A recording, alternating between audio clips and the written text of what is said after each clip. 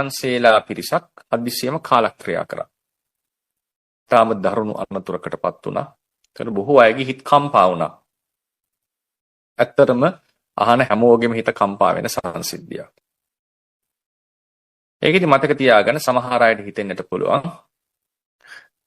ඇයි මෙහෙම දෙයක් සිද්ධ වුණේ? මේ ස්වාමීන් වහන්සේලා විශේෂයෙන් නාවින ආරණ්‍ය සේනාසනයේ බඳු ඊටාම උසස් ගුණධර්ම පූර්ණය කරන බණ භාවනා කටයුතු කරන සීලාදී ගුණධර්ම ආරක්ෂා කරන විශේෂයෙන් නාවිනේ අරිය ධම්මාභිධාන නායක ස්වාමීන් වහන්සේගේ ආශිර්වාදය ලැබුණු මෙවන් වූ ස්ථානයක අඟුල්ගමේ අරිනන්ද අපේ ගුරු ස්වාමීන් වහන්සේගේ නේතෘත්වයෙන් කටයුතු කරන තවත් විශිෂ්ට ස්වාමීන් වහන්සේලා බොහෝ පිරිසක් වැඩ සිටින. සීලාදී ගුණධර්ම පූර්ණ විශේෂයෙන් මැදකන්දෙහි භාවනා යෝගීව වැඩ සිටපු උතුම් උපසම්පදා සීලී දිවි හිමියෙන් ආරක්ෂා කරපු මේ ස්වාමීන් වහන්සේලා මෙහෙමුනේ ඇයි? මේ වගේ ගුණධර්ම පූර්ණේ කරන අයට මෙහෙමුනේ. අපි මේ ගිහි ජීවිත ගත කරනවා අපිටවත් මෙහෙම වෙන්නේ නැති එකයි. ඇයි මෙහෙමුනේ කියලා සමහර ගිහි අයට පින්වතුන්ට ඇති වෙන්නට පුළුවන්. මේ වගේ සංසිද්ධියක් වුණා බුද්ධ කාලෙදී. ඒ ගිහි කෙනෙක්ට එතුමාගේ නම මහා කාල කියන උපාසකතුමා.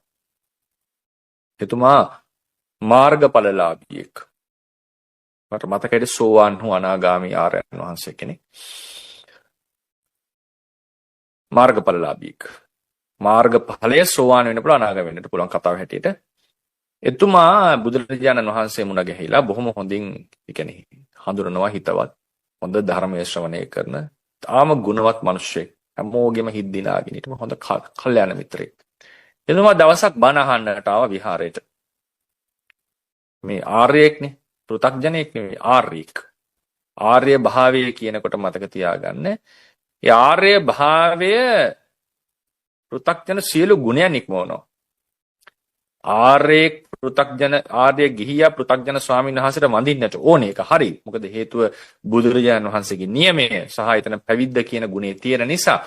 නමුත් ගුණයන්ගෙන් විශිෂ්ට භාවය ගත්තොත් ආර්යයා හැමතිස්සම පෘථග්ජනයට වඩා ඉහළයි. පෘථග්ජනයා මහාන වෙලා හිටියද උපසම්පදා වෙලේ ඒක අදාළ නැහැ. උදාහරණයකට උපසම්පදා සීලයේ රකින්න අවුරුදු ගාණක් උපසම්පදා සීලයේ රැකපු දුෂ්කටයකටපත් නොවිච්ච ධානපවාතින ස්වාමීන් වහන්සේ කෙනෙක්ට දෙන පූජාවට වඩා මේ ආර්ය ගිහියෙක්ට දෙන පූජාව මහත්ඵලයි. මොකද හේතුව කෙලෙස් සමුච්ඡේද කරලා තියෙන නිසා. ඉතින් මේ කාල උපාසකතුමා ඊටාම ගුණධර්ම පූර්ණේ කරන කෙනෙක්. එතුමා රාත්‍රියේ බණ අහලා එදා යනකොට නිවසට රායබෝ වුණා. එතුමා යනකොට මේ හොරු රැලකට අහු වුණා. මොකද හොරුන්ට අහු වුණාම ඉතින් ගුණධර්මයක් කියලා එකක් නැහැ. කොහොම හරි බඩුවක් මුට්ටුවක් හොරකම් කරන්න තමයි බලන්නේ. මේ මිනිස්සයාට පහර දීලා හොඳටම පහර දීලා මෙයාව ඝාතනය කරා. කිසිදු කරදරයක් නැති කුරා කුහුඹියකට තනතුරක් නොකරන බුදුරජාණන් වහන්සේගේ ඖරස පුත්‍රයෙක් බවට පත් වූ ආර්ය උත්තමයෙක් ඝාතනය කරා. භික්ෂුන් වහන්සේලා අතර ඇති වුණා සංවාදයක්. මේ කාල උපාසකතුමාට මේ අත්වෙච්ච ඉරණම ඇයි මෙහෙම දෙයක් වුනේ? ඊටාම සත්පුරුෂයෙක්නේ. මේ වගේ දරුණු මරණ දරුණුයි කියලා කියන්නේ පින්වතුනි ගහලා මරනවා කියන එක ලෙහෙසි දෙයක් නෙවෙයි. සමහර විට දරුණු ආයුධ තියෙන්නට ඇති. නමුත් තියෙන්නේ පහර දීලා මැරුවා කියලා. හිතන්න පහර දීලා මැරුවා කියන්නේ. ඒක ලේසි නෑ. තාම දරුණුයි මේ මරණය. පහර දීලා මැරීම සිද්ධ කරා. එතකොට බුදුරජාණන් වහන්සේට කිව්වා "ඇයි මෙහෙම දෙයක් වුනේ මේ සත්පුරුෂයාට?" ඒ වෙලාවේ බුදුරජාණන් වහන්සේ ප්‍රකාශ කර සිටිනවා "මහණෙනි, මාගේ පුත්‍ර කාලට මේ ජීවිතයේ වෙච්ච මරණය නොගැලපෙන මරණයක්. ඔහු හිටපු තත්වයේ හැටියට, ඔහු පුරපු ගුණධර්ම හැටියට, ඔහුගේ කරුණාව, මෛත්‍රිය, ඥානය, අවබෝධය සහ විශේෂයෙන් මාර්ගඵල අධිගමනය ගැන කතා කරොත් මේක එතුමාට ගැළපෙන මරණයක් නන් නෙවෙයි. ඒක මම පිළිගන්නවා. එතුමා හිටපු මට්ටමට මේක ගැළපෙන්නේ නැහැ. ඒක නුසුදුසු මරණයක්. හැබැයි මහණෙනි, මෙතුමාගේ සංසාර ප්‍රවෘත්තියෙහි එක ආත්ම භාවයක සිද්ධ කළ පාප කර්මයකට අනුව නම් මෙතුමාගේ මරණය අනුච්චවික මරණයක්. ඒකට ගැළපෙන මරණයක්. ඒක කම්ම සරික්කතාව. කර්මයට ගැළපෙන මරණයක්. මොකද්ද උනේ? එතුමා එක ආත්ම භාවයකදී නගරෙහි දොරටුවේහි දොරටුපාලේ නගරයට මිනිස්සු වෙනකොට එතනින් තමයි එන්නට ඕනේ.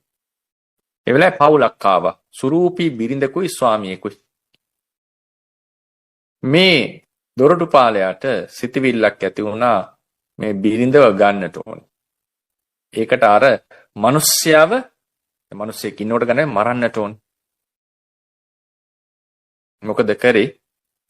උපක්‍රමයක් යොදලා බිරිඳව ලබා ගැනීම සඳහා අර නිර්පරාදේ හිටපු කිසිදු වරදක් නොකර මේ අහිංසක ස්වාමි පුරුෂයාව මේ දොරටුපාලයා රාජ්‍ය බලයේ තියෙනවානේ රජුරුවන්ගේ සෙබළෙක්නේ ඝාතනය කරා. මහණෙනි එදා ඒ නිර්පරාදේ කිසිදු වරදක් නොකරපු ඒ අහිංසක මිනිසයාව ඝාතනය කරා එතුමාගේ බිරිඳව ලබා ගැනීම සඳහා තාම පහත් ක්‍රියාවක්. ඒ පාප කර්මය අවකාශ ලැබුවා මේ ආත්ම භාවයේදී. මාර්ගඵල ලැබුව ආත්ම භාවයේදී. ඒ නිසා මහණෙනි මගේ පුත්‍රයාට මේ ජීවිතයේ වෙච්ච මරණය මේ ජීවිතයට නොගැලපෙනවා වුණාට සංසාර ගමනත් එක්ක බලනකොට ඒක ගැලපෙන මරණයක්. ඒ නිසා පින්වත්නි මතක තියාගන්න මේ සංසාර ගමනේදී සිල්වතුන්ට ගුණවතුන්ට පවා දරුණු මරණ වලට මුහුණ දෙන්නට සිද්ධ වෙන්නට පුළුවන්. අපිට ඒක මට කියන්නට බෑ ඒකාන්තයෙන් අහවල් කර්මය ඒක කර්මයක්මයි එහෙම කියන්නට තරම් හැකියාවක් මට නැහැ. නමුත් මේක විය හැකි. මුගලන් මහරහතන් වහන්සේ බුද්ධ ශාසනයෙහි ဒုတိ ය ශ්‍රාවකයෝ සාරිපුත්‍ර ස්වාමීන් වහන්සේට පමණයි දෙවෙනි. 이르දියෙන් අග්‍රයි. සොරදටුව ඇවිල්ලා තුන් පාරක් වට කරානේ. තුන් පාරම බේරිලා ගියා. හතරවෙනි පාර වට කරපු වෙලාවේදී එක අර්ථ කතාවක දක්වලා තියෙනවා. එතුමා උන්වහන්සේ තමන්ගේ 이르දිය පාවිච්චි කරන්න හැදුවා. මොකද අවස්ථා තුනේම 이르දියෙන් තමයි පලා ගියේ. හතර 이르දිය පාවිච්චි කරන්න හැදුවා. නන්දෝපනන්ද দমনය කරපු දිව්‍ය ලෝක අපායට නිතර වඩින මේ මහා 이르දිමත් ශ්‍රාවකයා ඒ අවස්ථාවේදී 이르දිය භාවිතා කරා. 이르දි විද ඥාණයෙන් අර්ථ කතාවේ දැක්වෙනවා පින්වතුනි. තටු සිඳිච්ච කුරුල්ලෙක් ඉහළට පනින්න උත්සාහවත් වෙනකොට යාගන්න බෑ වගේ උන්වහන්සේගේ 이르දිය වැඩ කරන්නේ නැහැ. ඉහළට පැන නගින්නේ. ඒ වෙලාවේ තමයි බලන්නේ මොකක්ද මේ හේතුව? සියලු කෙලෙස් නැසපු නිසා දැන් ප්‍රත්‍යක්ඥයේ ගින 이르දිය පිරිහෙන්නට පුළුවන් කෙලෙස්. මේ ဒုတိ ය ශ්‍රාවකේ ශ්‍රාවක පාරමී ඥානේ කෙලවරට පැමිණි උත්තමෙක්. බුදුරජාණන් වහන්සේගේ මුවින් ප්‍රශංසා ලැබු උත්තමෙක්. එවඳු ශ්‍රාවකයෝ දෙන්නෙක් තාම මේ බුද්ධ ශාසනය පහළවන්නේ නැහැ. ඒ උත්තමයාගේ 이르දිය වැඩ කරන්නේ නැහැ. අටුවාවේ තියෙන වචනේ තමයි අත්තටු සිඳපු කුරුල්ලෙක් බඳුව. එක තැන රැඳුණා. කර්ම විපාකය ඒසා බලවත්. 이르දිමතුන්ගේ 이르දිය පවා తాවකාලිකව නතර කරනවා. ඒ වෙලාවේ කල්පනා කරා මොකක්ද හේතුව?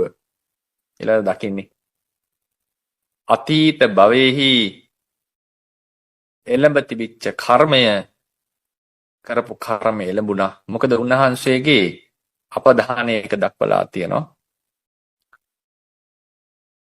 අතීතාත්ම භාවයක දෙමව්පියන්ව ඝාතනය කරා.